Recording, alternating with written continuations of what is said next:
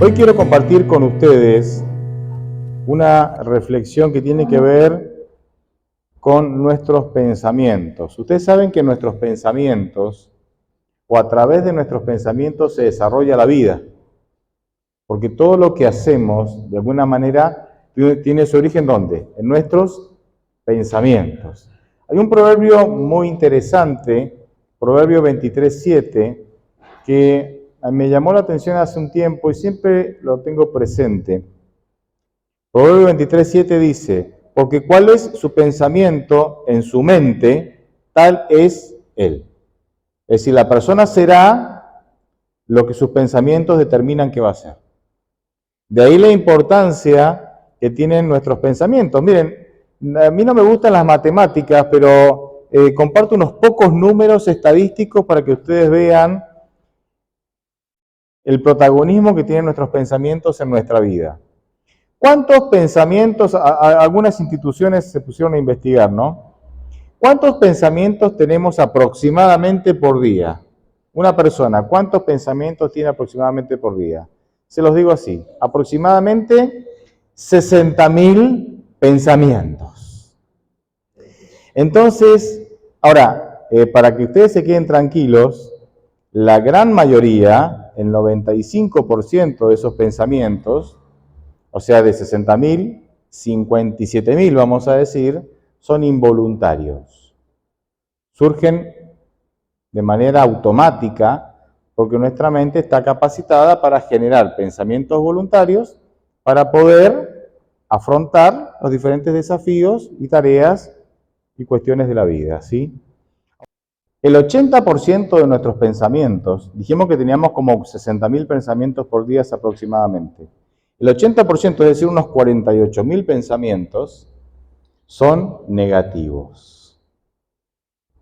Son repetitivos o lo que llamamos pensamientos rumiantes. ¿Qué son los pensamientos rumiantes? Vieron que algunos animales, como los vacunos, las vacas, ¿sí?, tienen más de un estómago, y ellos comen, tragan y después regurgitan, mastican y vuelven a tragar y hacen esa tarea varias veces. Pensamientos rumiantes son esos pensamientos que están en nuestra mente, ¿sí?, los dejamos ahí y después en algún momento los retomamos, seguimos rumiando y no son pensamientos positivos, son pensamientos negativos. Entonces seguimos renegando y los guardamos de vuelta y después en otro momento los sacamos de vuelta y seguimos renegando, ¿no? Pensamientos rumiantes negativos o repetitivos. Y también suelen ser pensamientos anclados al pasado, ¿sí? Pensamos mucho en cosas del pasado que es inútil o es poco útil. ¿En qué sentido? En el sentido de que nosotros no podemos modificar el pasado.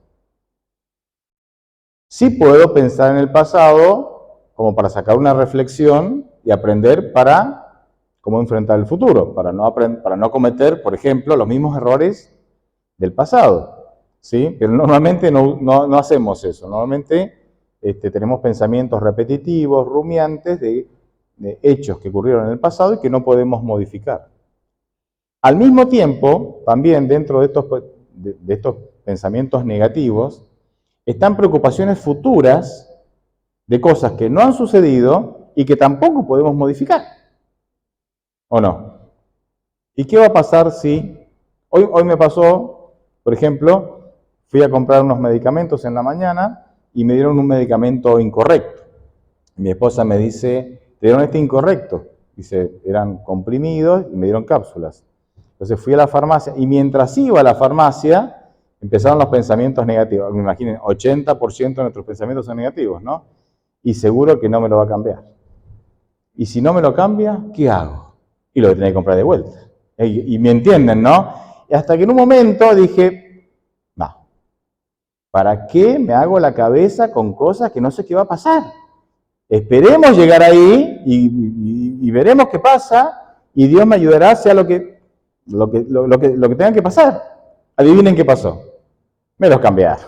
Ay, Dios. Así somos, así somos. Quiero entonces dejarles dos puntos, habiendo introducido el tema de esta manera, destacar 2 puntos. En primer lugar, compartir con ustedes una técnica, ¿sí?, que a mí me da mucho resultado. para poder cambiar nuestros pensamientos. Miren, si el 95% de nuestros pensamientos son involuntarios y la mayoría de esos pensamientos involuntarios son negativos, como dijimos, una tarea que tenemos que hacer nosotros es reeducar a nuestro cerebro. La ciencia, y esta es una buena noticia, ha descubierto que nuestro cerebro es reeducable. ¿Qué quiere decir? Que podemos tener cierta línea de pensamiento, ciertas tendencias al pensar, pero nosotros podemos reeducar para tener tendencias más positivas. Entonces, como dije, si el 95% de nuestros pensamientos son involuntarios y la mayoría de esos pensamientos son negativos, yo tengo que educar a mi mente para que esos pensamientos ahora sean positivos. ¿Cómo lo logro esto? Lo logro a través de elegir qué pensar y ser persistentes, repetir esa acción muchas veces. Por ejemplo, yo naturalmente espero que todo el mundo sea como yo, si no me sentiría miserable. Tengo la tendencia a siempre ver el lado oscuro de las cosas, ¿no? ¿Hay algún voluntario que quiera levantar la mano? ¿Quiera aliarse a mi club? Ahí está, gracias. Dios te bendiga. ¿Me entienden? Entonces, ¿qué pasa? Esto me trajo muchos problemas de salud a mí. Yo durante 10 años tuve un insomnio crónico de 10 años, ¿sí? Que me destruyó física, mental y en todas las áreas de la vida, porque no podía dormir de noche, porque tenía problemas con estos pensamientos. Todo el tiempo estaba intentando, estaba elaborando pensamientos para intentar resolver problemas que podrían llegar a suceder. Cuando alguna vez sucedía el problema, yo ya tenía la respuesta. Pero adivinen qué. Sucedía uno de cada 100 problemas. O sea, ¿me entienden, no? Entonces, cuando voy a intentar resolver todo lo que te va a pasar en el futuro y en el presente, tu mente no le alcanzan 18 horas, sino que entonces las horas que tendrías que dedicar al sueño, tu mente dice, no, tengo que seguir trabajando para elaborar las posibles respuestas de los posibles problemas, de las posibles cosas que me pueden pasar. Entonces, tu mente trabaja 24 horas al día intentando elaborar pensamientos y respuestas que se anticipen a posibles futuros problemas que en el fondo no van a suceder, entonces no dormís. Espero que haya sido claro, hermano. Bueno, le resumí 10 años de miseria de mi vida en un minuto. Entonces, uno tiene que elegir qué pensar. Entonces, como yo tengo esa tendencia, cuando viene a mí un pensamiento de estos negativos, yo elijo no pensar en ese pensamiento. Elijo no pensar. Pero no lo puedo sacar de mí, porque es más fuerte que yo. Y entonces ahí viene una promesa de Dios, increíble, que es Filipenses 2:13, que yo se las voy a leer en la versión Dios habla hoy, y la promesa dice, pues Dios, según su bondadosa determinación, es quien hace nacer en ustedes los buenos deseos y les ayuda a llevarlos a cabo. Entonces yo digo, Señor, elijo no pensar en esto, en este pensamiento negativo. Elijo no dedicar tiempo y recursos mentales a este pensamiento negativo. Por favor, cumple esta promesa. Porque esta promesa dice que tú eres el que hace nacer en mí los buenos deseos, los buenos pensamientos. Y Dios, que me ama, y es genial, cumple la promesa. Y me lo saca. Pero yo tengo que elegir. Tengo que elegir. Entonces les dije que esta técnica tiene, en primer lugar, tiene dos ingredientes. En primer lugar, elegir. Elijo qué pensar, y le pido a Dios que saque de mí estos pensamientos negativos, y Él lo hace, cumpliendo su promesa. Y el segundo ingrediente es repetir esa acción. Repetir. Entonces, la próxima vez que hay un pensamiento negativo, hago lo mismo, la próxima, lo mismo. Y cuando uno repite esa acción docenas y docenas de veces, empezás a educar a tu mente para que tu mente empiece a centrarse más en lo positivo que en lo negativo. Es una tarea de docencia que hay que hacer con la mente. Es una tarea de docencia. Y yo sé que esta tarea de docencia, por lo menos en mí, no se acabará nunca. Yo lucharé con esto toda la vida. Solamente que ahora, y ya llevo una buena cantidad de años ejerciendo esta tarea, ya mi mente es menos incisiva, menos persistente en intentar centrarse en pensamientos negativos, menos que antes. Así que estoy de alguna manera ganando terreno, aunque sé que esto es una lucha que tendremos toda la vida hasta que Jesús venga, ¿verdad? En donde Dios ahí transforme mi mente y ya esto no suceda. Porque esto de elegir qué pensar es parte de una de las claves o una de las vivencias claves de la religión. ¿Saben? Miren, la religión consiste en soltar. La religión consiste en soltar. Primera de Pedro 5:7 dice, suelten o echen todas vuestras ansiedades sobre Dios, porque Dios tiene cuidado de ustedes. O otras versiones dicen, suelten todas vuestras ansiedades sobre Dios, porque Dios quiere cuidarlos. O sea, una de las claves de la vida cristiana es soltar.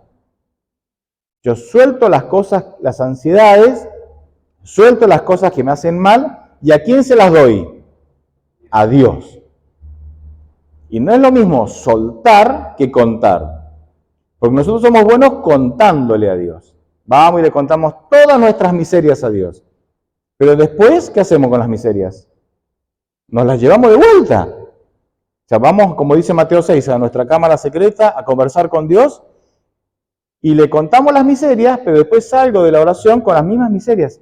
Porque nosotros encontramos cierto alivio en contar las cosas. Esto en psicología se llama catarsis, ¿no? Catarsis es, yo te cuento todo lo que me pasa y cuando te cuento, siento cierto alivio.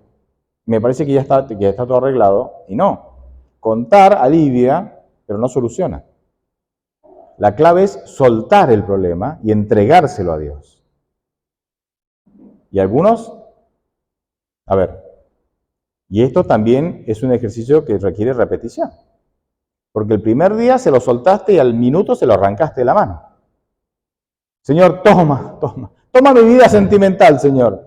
No voy a pensar más en ese chico, no, en esa chica, no voy a pensar más. Toma mi vida sentimental. Al minuto le arrancaste porque ya estás pensando de vuelta, ¿no? ¿Y cómo la conquisto? ¿Y qué le digo? ¿Y qué le regalo? Hasta que digo, pero, y Dios que te va a respetar, está bien. Si se lo das, te lo recibe y si se lo quitas, te lo devuelve, ¿no? Ahora, ¿qué pasa? Cuando vos repetís esa tarea, al principio duró unos segundos el problema en las manos de Dios y vos se lo arrancaste, porque no contestó como vos querías, porque se tardó demasiado, porque vos querés la rubia y el otro te quiere dar la morocha, ¿me entendés? No coinciden los criterios. Pero ¿qué pasa? Con el tiempo, vos vas repitiendo esta acción de soltar y entregárselo a Dios, y con el tiempo te va a salir cada vez mejor, porque la clave es la repetición. Y cada vez te va a salir, hasta que llegas a un momento en donde ya la tendencia es más a soltar que a retener, y la vida se va poniendo copada, porque ya no cargas con tantas cosas, porque ya las aprendiste a soltar. Y miren, esto de soltar es increíblemente bueno. Es increíblemente bueno. ¿Por qué? Porque cuando vos le soltás tu vida, es decir, soltás el deseo de tener el control de tu vida para cederle el control a Dios. Sí, Señor, controla tú, porque yo, ¿me entienden, no? Y uno como que vive liviano. Miren, se me rompió el auto. Tenía que ir, hablo a un mecánico y dice, tráemelo mañana a las 8 de la mañana. Bien. Yo tengo una perra que es ya grande, tiene 13 años, pero es muy activa. Si no la saco a caminar, se muerde la pata, se arranca los pelos, no tanto, pero se lastima, le agarran tic, así, es rara, ¿no? Necesita hacer ejercicio para relajarse. Si no, se pone como loca. Entonces yo, en la mañana temprano, la saco a caminar y en la noche cuando vuelvo, ahora por ejemplo cuando vuelvo al culto tengo que sacarla a caminar. ¿Sí? Para que duerma ella y todos en la casa. No, es así. Entonces, ¿qué pasa? Digo, me voy hasta el mecánico en el auto, eran como 30 cuadras, 35 cuadras, me vengo caminando con la perra y ya está. Hago yo ejercicio y ella también.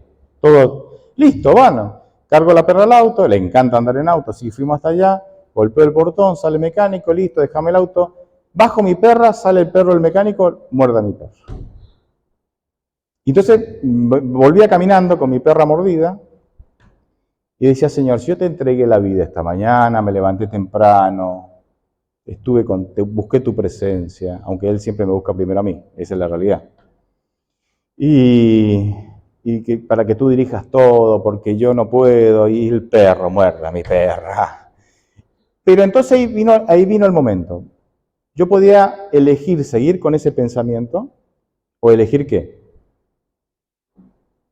No seguir con ese pensamiento negativo. Así que venía caminando y dije, no, elijo no pensar en esto. Señor, yo te entregué mi vida esta mañana para que tú la dirijas, y si pasó esto, porque estoy en tus manos. Por algo será, estoy en tus manos. El asunto que llegamos a casa, llevo a la perra al veterinario, la curan, me dan un antibiótico por la mordedura, porque le hizo un agujero ahí. Y mi perra tiene unos nódulos o tumores, así, que no se lo puede operar, pero hay que operar. Pero si logramos reducir el tamaño no hace falta operar. Y esto es un equilibrio difícil, ¿no? Por varias cuestiones varios detalles que no vienen al caso. Resulta ser que estos antibióticos, descubrimos que estos antibióticos le reducen los tumores. Así que ya no tengo que operarla. ¿Me entienden, no? Entonces pero esto, claro, nos llevó unos días llegar a esta elaboración de pensamiento, ¿no? Entonces yo dije, claro, cuando uno suelta la vida, suelta la idea de tener el control de nuestra vida, para dejárselo en manos de Dios, porque ese es un punto clave en la vida cristiana. La vida cristiana consiste en soltar. Y nosotros lo que hacemos es acumular problemas y después reclamarle a Dios que los solucione. La vida cristiana consiste en soltar. Soltar tus sueños y dejar que Dios ponga los sueños de Él en tu vida. Soltar tus planes y dejar que Dios ponga los planes de Él en tu vida. Soltar, ¿me entendés? Y eso te hace vivir liviano, eso es vivir con una libertad increíble que no sé si con mis palabras alcanzo a explicarme, pero me encantaría que lo vivieras. Y lo segundo que quiero destacar es la meta a donde tenemos que llegar. Esto de elegir los pensamientos no solamente es necesario, es vital para tener una vida mental saludable. Y cuando tenés una vida mental saludable, tenés una vida de relaciones saludables y tenés salud. ¿Saben cuánta gente se enferma o vive enferma debido a sus pensamientos? Hay personas que tienen enfermedades crónicas, digestivas y en muchas otras áreas, cuyo origen es el pensamiento, cuyo origen es esos constantes pensamientos negativos que generan ansiedad, estrés, y eso genera ¿qué? Problemas de salud. Es increíble, es increíble. Bien, entonces, pero ¿cuál es la meta a llegar? La meta a llegar es llegar a cambiar nuestra cosmovisión. Ay, pastor, se puso difícil ahora. Hasta ahora la veníamos llevando bien. Me viene a hablar de cosmovisión, pero se las quiero hacer lo más fácil posible. ¿Saben qué es la cosmovisión? La cosmovisión es la manera en que yo veo la vida y que yo interpreto los hechos de la vida. Ahora, déjenme darles un ejemplo bíblico, ¿sí? Un ejemplo bíblico. Podríamos hablar un siglo sobre la cosmovisión. Es maravilloso, para mí. Pero no, lo dejamos ahí. Parábola del trigo y la cizaña. Yo acá veo un choque de cosmovisiones entre cómo ve Dios la vida y la interpreta, y entre cómo veo yo la vida, los seres humanos, y la interpretamos. La leo, son 6 versículos. Mateo 13, del 24 al 30. Mateo 13, del 24 al 30, dice: Jesús les contó otra parábola. El reino de los cielos es semejante a un hombre que sembró buena semilla en su campo, pero mientras dormían los trabajadores vino su enemigo y sembró cizaña entre el trigo y se fue. Cuando el trigo brotó y dio fruto, apareció también la cizaña. Entonces los siervos fueron a preguntarle al dueño del terreno: Señor, ¿acaso no sembraste buena semilla en tu campo? ¿De dónde salió la cizaña? El dueño les dijo: esto lo ha hecho un enemigo. Los siervos le preguntaron: ¿quieres que vayamos y la arranquemos? A la cizaña, ¿verdad? Y el dueño les respondió: no, porque al arrancar la cizaña podrían también arrancar el trigo. Dejen que crezcan lo uno y lo otro hasta la cosecha, cuando llegue el momento de cosechar. Un relato muy conocido. Ahora, déjame destacar algunos pasajes para que vean cómo Dios tiene una cosmovisión, una manera de ver y interpretar lo que pasa en el mundo, y cómo nosotros tenemos una cosmovisión totalmente diferente, y al tener una cosmovisión totalmente diferente, eso nos hace tener una vida miserable. Desde el versículo 24 hasta el 26 es la descripción. El Señor, que representa a Dios, siembra la semilla, ¿sí? La semilla son las personas. Porque son semillas ¿de qué? De trigo. Los trigos representan a los hijos de Dios y la semilla de cizaña representa ¿a quién? A los hijos del diablo. Vamos a decir así las cosas como son, así, ¿no? Y en el mundo entonces conviven los hijos de Dios con los hijos del diablo. Bien. Hasta aquí se describe el hecho. Ahora, ¿cómo interpretan, fíjense, cómo interpretan los hijos de Dios eso y cómo interpretan Dios ese mismo hecho? Versículo 27. Acá está la cosmovisión de los hijos de Dios. Entonces los siervos, los hijos de Dios, fueron a preguntarle al dueño del terreno, a Dios, Señor, ¿acaso no sembraste buena semilla en tu campo? ¿De dónde salió la cizaña? En la cosmovisión de los hijos de Dios es, Señor, ¿cómo es que trajiste mala semilla? La culpa es tuya de que esto sea así, porque trajiste mala semilla. No encontramos otra explicación. Entonces, la culpa de las cosas malas que te pasan, ¿de quién son? ¿De quién es? De Dios. Fíjense, esa es la cosmovisión, la manera de ver e interpretar los hechos de los hijos de Dios. ¿La culpa de quién es? De Dios. Ahora, fíjense la cosmovisión, la manera de ver y de interpretar los hechos de Dios mismo. Versículo 28. El dueño, Dios, les dijo, esto no lo hice yo. Esto lo ha hecho un enemigo. Es decir, chicos, yo no soy culpable del mal en el mundo. No me echen la culpa a mí. Lo que ha pasado es que un enemigo ha sembrado el mal. La cosmovisión de los hijos de Dios, Dios tiene la culpa de las cosas malas que nos pasan. La cosmovisión de Dios, yo no soy el culpable. Fue un enemigo. ¿Ven la diferencia? Sigamos. Los siervos, seguimos con el versículo 28. Los siervos le preguntaron, ¿qué quieres que vayamos y la arranquemos? ¿Arrancar qué? La cizaña. ¿Cuál es la solución según la cosmovisión de los hijos de Dios? Hay que arrancar todo lo que no funciona. No funciona tu matrimonio, listo, te vas. ¿Me entendés? ¿No te gusta el trabajo? Lo abandono. Hay que arrancar todo lo que no funciona. Interesante, ¿no? Erradicar de tu vida, tus hijos son un desastre, que se busquen otra casa. Ahora, ¿cuál es la cosmovisión de Dios? ¿Cómo interpreta Dios estos hechos? Versículo 29. Y Dios le respondió, no la arranques. Porque al arrancar la cizaña, podrías también arrancar ¿qué? El trigo. Dejen que crezcan el uno al lado del otro hasta que venga la cosecha, el momento de cosechar.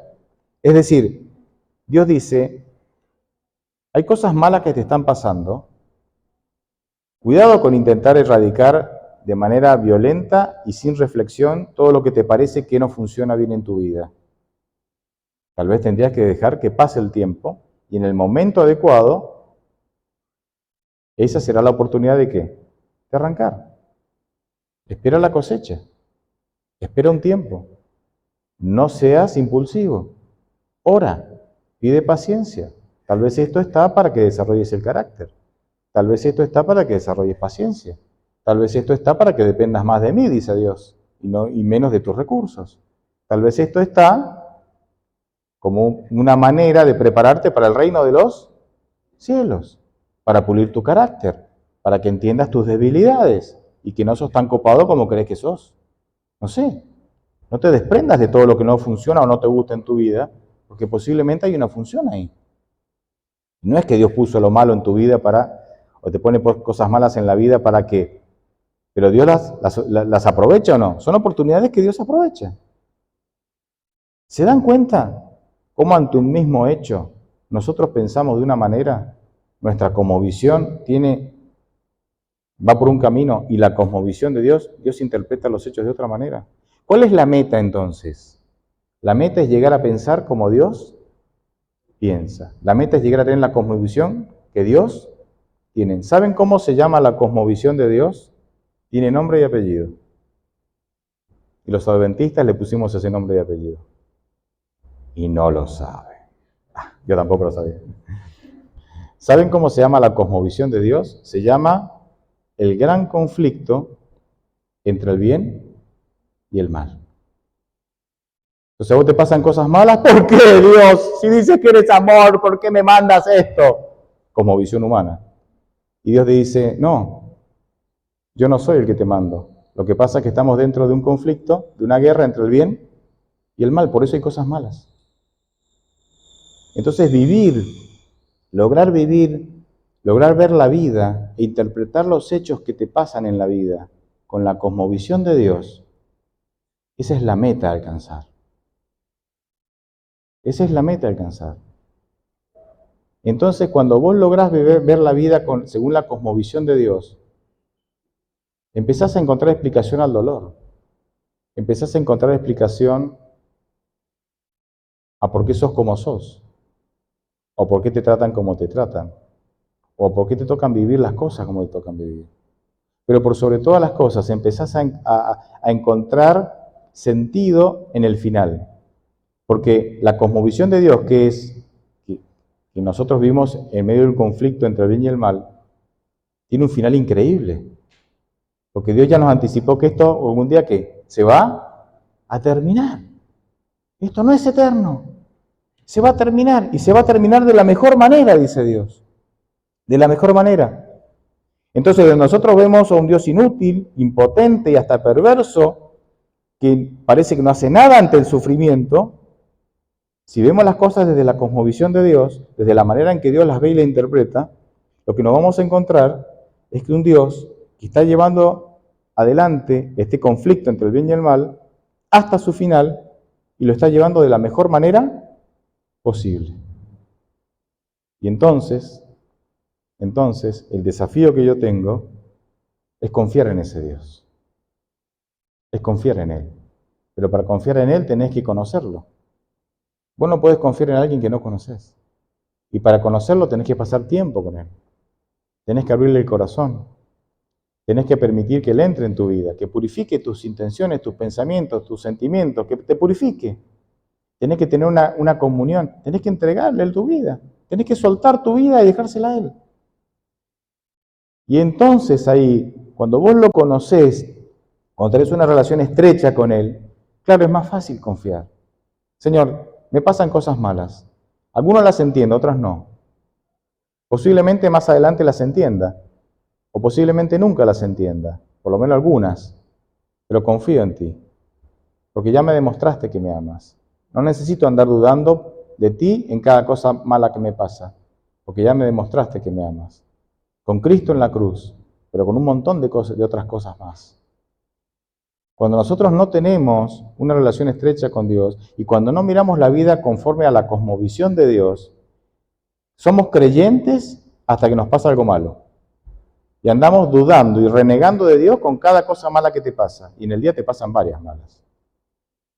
¿Me entendés? Entonces nuestro día es amamos, odiamos, amamos, odiamos. ¿Amamos a quién? A Dios.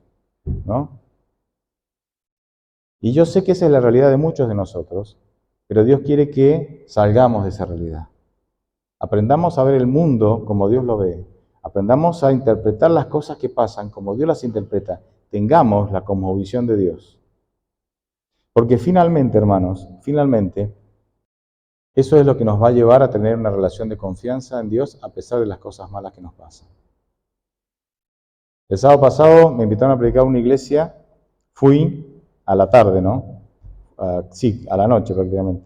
Fui y había una familia, ¿sí? Una familia que había dejado de asistir a la iglesia, ¿no? Entonces pregunto por qué y me dicen, y no, porque le pasaron algunas cosas malas y dijeron, si Dios es amor, ¿por qué me pasa esto? ¿Por qué me pasa esto? ¿Por qué me pasa esto? Se enojaron con Dios, defraudaron de Dios, se fueron. ¿Conocen alguna historia así, no? ¿Quién no conoce una historia así? Es interesante que reaccionar de esa manera, y como le decía, yo mismo he reaccionado de esa manera, tiene que ver con un desconocimiento básico de Dios. Porque cuando Jesús en Juan 16:33 dice, chicos, en el mundo van a tener aflicción. No dice, posiblemente vas a tener aflicción. No dice, tal vez. No dice, ¿me entiendes? Dice, la tendrás. Es un hecho. Es un hecho que la vas a tener. Pero termina diciendo, pero confíen. ¿En quién? En Él. Yo he vencido al mundo. Entonces, cuando te pasan cosas malas, Dios te dice eso porque desde su cosmovisión, claro, Dios dice, vivimos en el conflicto entre el bien y el mal, vivimos en una guerra, en las guerras hay bajas, en la guerra hay heridos, en la guerra pasan cosas malas, pero tranquilos, esas cosas no determinan tu vida, ni tu vida presente ni tu vida futura. Yo he vencido al mundo, yo te voy a sostener aquí, te voy a salvar allá y tendrás vida eterna conmigo siempre. ¿Me entienden, no? Y termino con un pasaje que a mí me encanta, que es 2 Corintios 10:5, y dice que llevemos cautivos todo pensamiento para que se someta a Cristo. Van a surgir en tu mente 1000 pensamientos. Satanás sembrará en tu mente millones de pensamientos, todos negativos, todos para alejarte de Dios. Pero que sea un ejercicio diario, llevar todos nuestros pensamientos a los pies de Jesús, someterlos a Él, para que entonces podamos vivir liviano, viajar liviano, sostenidos por el Señor, sin la carga de la mochila de esos pensamientos negativos que están ahí, que no se van a ir, pero que si no les presentamos batalla, van a terminar consumiendo nuestra vida. Ojalá podamos vivir liviano, viajar sin la mochila de los malos pensamientos, porque todos los días se los entregamos a Dios. Amén. Amén.